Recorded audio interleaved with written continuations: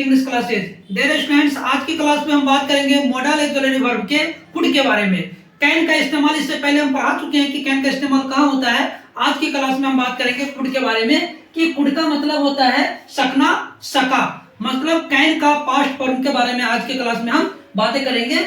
जो देखते हैं कि यूजेज ऑफ कुड, ये रूल नंबर 1 मेरा क्या कर रहा है कि नरेशन में जब हमारा रिपोर्टेड स्पीच यानी डायरेक्ट नरेशन में अगर हमारा रिपोर्टेड स्पीच में कैन का इस्तेमाल हुआ है तो उसको इनडायरेक्ट स्पीच में हम जब चेंज करेंगे तो वहां पे हम कैन का हम पास्ट फॉर्म कुड का इस्तेमाल करेंगे। जैसे यहाँ देखते हैं देश कि रूल नंबर 1 लिखे कि नरेशन में डायरेक्ट स्पीच में यदि रिपोर्टेड स्पीच में कैन का प्रयोग हुआ है तो इनडायरेक्ट नरेशन में हम उसके पास्ट फॉर्म यानी कुड का इस्तेमाल हम करेंगे। जैसे I said to Zoya, I said to Zoya, you can do it.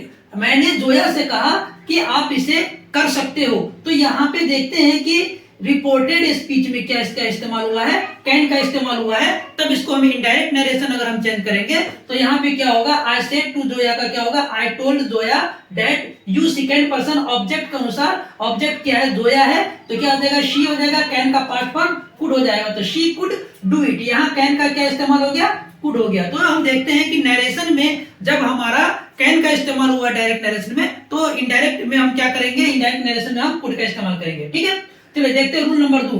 Rule number 2 कह रहा है कि कुड का प्रयोग पॉसिबिलिटी यानी संभावना या अनसर्टेनली अनिश्चितता को दिखाने के लिए होता है। जैसे संभावना या अनिश्चितता, तो जैसे he could pass the examination, he could pass the examination if he work hard, यानी यदि वो कठिन परिश्रम करता, यदि वो कठिन परिश्रम करता तो वो एग्जाम पास कर जाता। मतलब वो एग्जाम पास तभी करता जब वो कठिन परिश्रम करता। तो ये क्या है, ये पॉसिबिलिटी मतलब संभावना को बतलाता है कि वो जब तक कठिन परिश्रम करेगा तभी वो एग्जाम पास कर सकता है, तो उसकी पॉसिबिलिटी को बतलाता है। अगर नहीं करेगा तो नहीं पास होगा, तो उसकी संभावना तो यहाँ पे इस सेंटेंस में बताया गया है। तब यहाँ पे हम क्या चीज का इस्तेमाल किया है, कुड का इस्तेमाल किया, यानी संभावना बताने के लिए। नेक्स्ट देखते हैं, इफ आई हैड मनी, यदि मेरे पास आई हैड मनी पैसा होता, I could start some business, तो मैं क्या कर सकता, मैं अपना बिजनेस स्टार्ट करता। तो ये क्या है, अनसर्टेन, अनिश्चितता। पैसा होता तभी मैं करता, पैसा ना आए तो नहीं कर सकते हैं। तो ये पॉसिबिलिटी यानी अनसर्टेनिटी को दिखाता है, ये अनसर्टेनिटी को दिखाता है। तो पॉसिबिलिटी या अनसर्टेनिटी को दिखाने के लिए क्या इस्तेमाल होता है, कुड का इस्तेमाल होता है। चलिए नेक्स्ट देखते हैं रूल नंबर 3। रूल नंबर 3 कह रहा है कि एबिलिटी यानी योग्यता, पावर यानी शक्ति या कैपेसिटी यानी क्षमता जो पास्ट टेंस में था उसे बताने के लिए कुड का इस्तेमाल होता है। मतलब जो हमारा पास्ट टेंस में एबिलिटी, कैपेसिटी या पावर था उसको इंडिकेट करने के लिए कुड का इस्तेमाल होता है। जैसे एग्जांपल में हम यहाँ लिखे हैं कि व्हेन आई वाज यंग, जब मैं जवान था, व्हेन आई वाज यंग यानी जब मैं जवान था, युवा था, तो I could climb any tree, मैं किसी भी पेड़ पे क्या कर जाता, मैं चढ़ जाता था, मैं किसी भी पेड़ पे क्लिम कर जाता था। तो ये हमारे युवा मतलब बैक मतलब भूतकाल की बातें हो रही है यहाँ पे। तो वहां पे भूतकाल की पावर, कैपेसिटी या एबिलिटी को दिखाने के लिए कुड का इस्तेमाल होता है।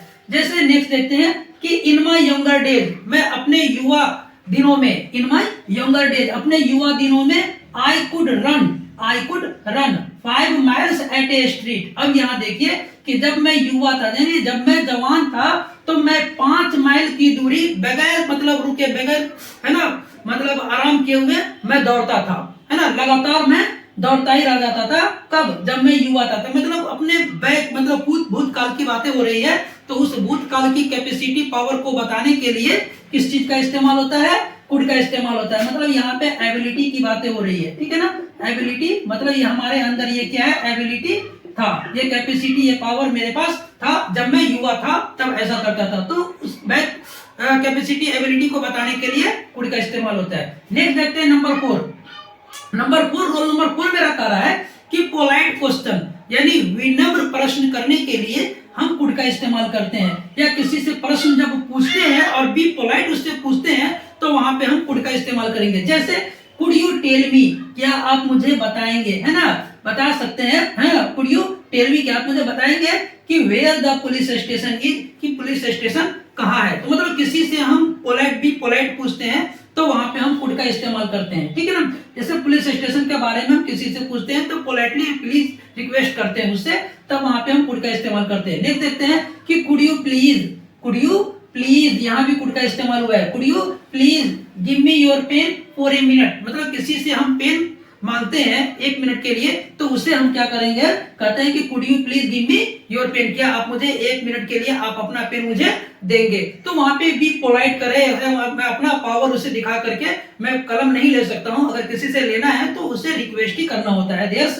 तो यहाँ पे कुड का इस्तेमाल हुआ है। इस तरीके से देखिए आज की क्लास में कि कुड का इस्तेमाल कहाँ होता है और किस कंडीशन में हम कर सकते हैं। चलिए नेक्स्ट क्लास में और मॉडल एक्सिलरेटिव वर्ब के बारे में हम बतलाएंगे और कुछ क्वेश्चन भी साथ में लेते आएंगे कि जहां से ये समझ में आए कि एग्जाम में किस तरीके से क्वेश्चन पूछा जाता है, ठीक है। इसको आप लोग एक स्क्रीनशॉट कर लें। अगर कोई प्रॉब्लम होता है डियर्स तो आप लोग हमें कमेंट सेक्शन में कमेंट करके जरूर बतला सकते हैं, ताकि मैं और अच्छी तरीके से इसको इंप्रूव करके हम बतला सकते हैं और अच्छी तरीके से मैं आप लोगों के लिए वीडियो बना सकूं ताकि आप लोगों को और भी अच्छी तरीके से ये समझ में आ जाए, ठीक है। Wish you all the best.